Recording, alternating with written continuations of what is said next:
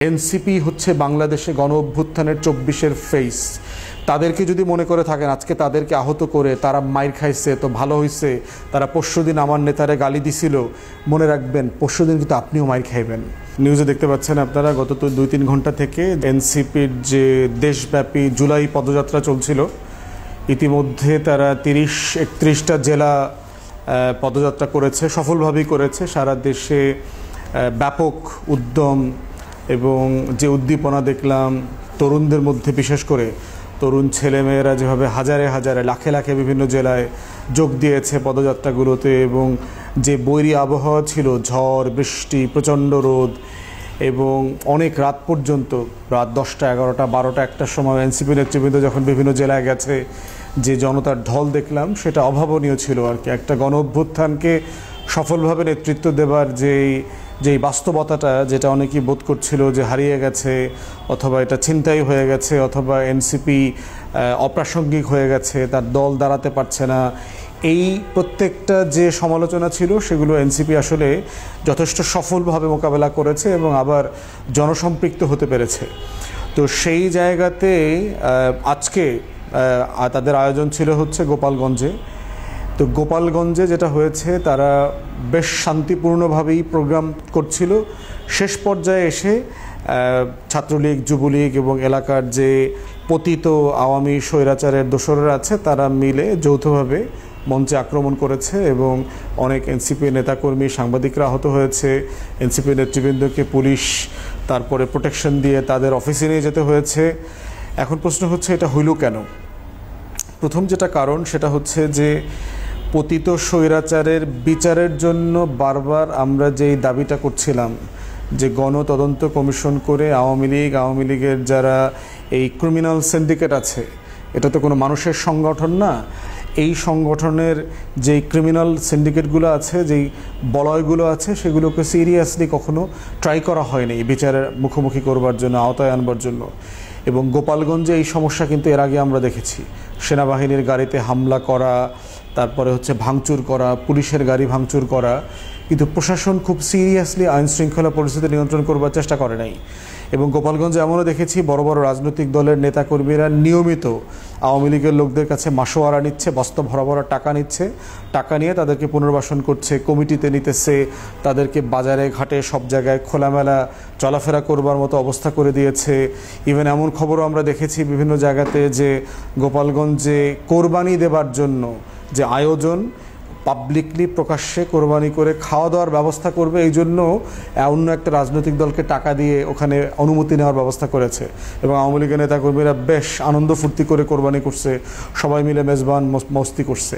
তো সেই বাস্তবতাটা দেখলাম যে আজকে কিভাবে মানে রিফ্লেক্টেড হয়েছে যে এনসিপির এই জনসমাবেশে আক্রমণ করার মধ্য দিয়ে, এবং তারা বলবার চেষ্টা করছে, এবং গত 1-2 দিন ধরে আমরা হাসিনার অনেকগুলো লাইভ দেখলাম যেখানে তার উস্কানি বক্তব্য, ভারত থেকে যে সিচুয়েশনগুলো যে বারবার করবার চেষ্টা করেছে সেটা সে করে যাচ্ছিল। তো প্রথমত হচ্ছে যে আমরা এটা তীব্র নিন্দা প্রতিবাদ জানাচ্ছি, ঘটনাটা অত্যন্ত ন্যাক্কারজনক, তবে এটা অপ্রত্যাশিত ছিল না। গত কয়েকদিন ধরে যে ধরনের গুমট পরিবেশ বিরাজ করছিল, এইটা ধারণা করা হচ্ছিল যে এরকম একটা ঘটনা ঘটবেও। আওয়ামী লীগের বিভিন্ন লোকজনও দেশে বিদেশ থেকে কিন্তু এই ধরনের হুমকি দিচ্ছিল যে গোপালগঞ্জে গেলে নাকি দেখিয়ে দেওয়া হবে, কিন্তু প্রশাসন স্যাডলি কোনো সিরিয়াস ব্যবস্থা নেয় নাই। আমরা বোধ করছি যে তারা বিষয়টাকে খুব হালকা করে নিয়েছে, কারণ প্রশাসনের বিশাল অংশ গোপালগঞ্জে আওয়ামী লীগের টাকায় চলে, এই ধরনের খোঁজখবর আমরা জানি আর কি। তারা ওসি, তারপরে টিএনও, পুলিশের এসপি, ডিসি অফিসের কর্মকর্তারা আওয়ামী লীগের তোষণ পোষণ দিয়ে চলতেছে, এবং গোপালগঞ্জের অন্যান্য রাজনৈতিক দলের নেতারাও রীতিমতো আওয়ামী লীগের টাকায় চলতেছে। তো সেই বাস্তবতাটা প্রশাসন কোনোভাবে এড়িয়ে যেতে পারবে না।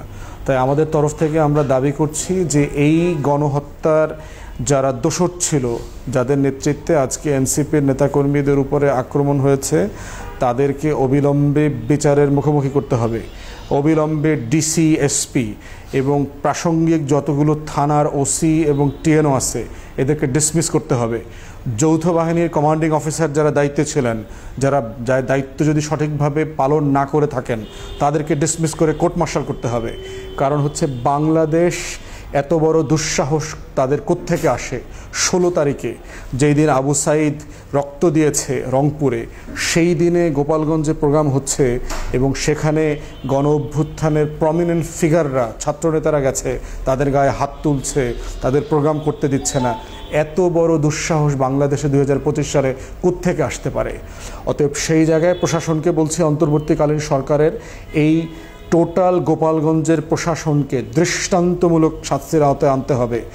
বাংলাদেশের আমলাতন্ত্রের ভিতরে, পুলিশের ভিতরে, আর্ম ফোর্সেসের ভিতরে যারা যারা গোপন আওয়ামী লীগ আছে, যারা এখনও দিল্লির রাজনীতি করা আওয়ামী লীগকে পুনর্বাসন করবার খোয়াব দেখতেছে, তাদেরকে কড়া বার্তা দিতে হবে যে বাংলাদেশ বেচা বিক্রার দিন নাই।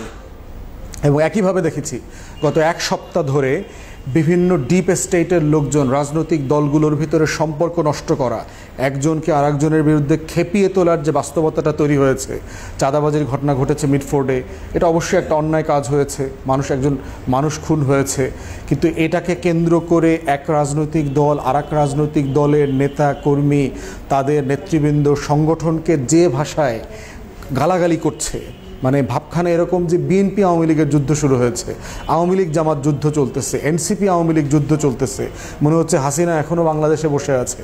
এবং এই ঘটনাটা পরিকল্পিতভাবে করানো হয়েছে আজকের নাটকটা যেন মঞ্চস্থ করা যায়, এইভাবে যেন সম্পর্ক সংঘর্ষ জিয়ে রাখা যায়। শহীদ আবু সাঈদ দিবসে যেন বোঝানোর চেষ্টা করা হয় যে আওয়ামী লীগ ছাড়া নাকি নির্বাচন হবে না, জাতীয় পার্টি নাকি নিষিদ্ধ করা যাবে না, এদের বিচার আচার নাকি করা যাবে না, দেশ অস্থিতিশীল হয়ে যাবে, নির্বাচন নাকি ইনক্লুসিভ হবে না, ভোটের পরিবেশ থাকবে না, এই নাটকগুলো মঞ্চস্থ করবার চেষ্টা করা হচ্ছে। তাই যারা করছেন তারা আমাদের কাছে কিন্তু খুব পরিষ্কার কারা কারা এই প্লেয়ার। আমরা তাদের নাম, আমরা তাদের প্রতিষ্ঠান, কে কোন পদে আছেন, কে কোন মঞ্চে বসে দায়িত্ব পালন করছেন, এগুলো সব কিছু আমরা কিন্তু বুঝি এবং জানি, এবং সময় মতো আপনাদের সবাইকে বিচারের মুখোমুখি করা হবে। অতএব রাজনৈতিক দলগুলোকে বলছি, দয়া করে, বিএনপিকে বলছি, দয়া করে জামাতের বিরুদ্ধে, এনসিপির বিরুদ্ধে এবং অন্য যে কোনো শক্তি যারা গণ অভ্যুত্থানের পক্ষে ছিল, আওয়ামী লীগের বিপক্ষে লড়াই সংগ্রাম করেছে, দিল্লির বিরুদ্ধে দাঁড়িয়েছে, তাদের বিরুদ্ধে কথা বলবেন না। জামাতকে বলছি, এনসিপিকে বলছি, একইভাবে বিএনপির রাজনীতির সমালোচনা করেন, বিএনপির 31 দফার সমালোচনা করেন, বিএনপি ঐকমত্য কমিশনে গিয়ে যে সংস্কারের পক্ষে রাজি হচ্ছে না সেটার সমালোচনা করেন, কিন্তু বিএনপি নেতৃবৃন্দকে ব্যক্তিগতভাবে আক্রমণ করা, বাপমা তুলে গালাগালি করা, এই ধরনের অসহনশীল অসম্মানজনক আচরণ থেকে বিরত থাকেন দয়া করে। সবাই রাজনৈতিক সহনশীলতার পরিচয় দেন। রাজনৈতিক জায়গা থেকে মাথায় রাখতে হবে আমরা কিন্তু কেউ কারো শত্রু না, আমরা রাজনৈতিক প্রতিদ্বন্দ্বী, আমরা রাজনৈতিক প্রতিপক্ষ, কিন্তু আমরা কেউ কারো শত্রু না। বাংলাদেশের শত্রুদের বিরুদ্ধে হচ্ছে আমাদের ফাইট।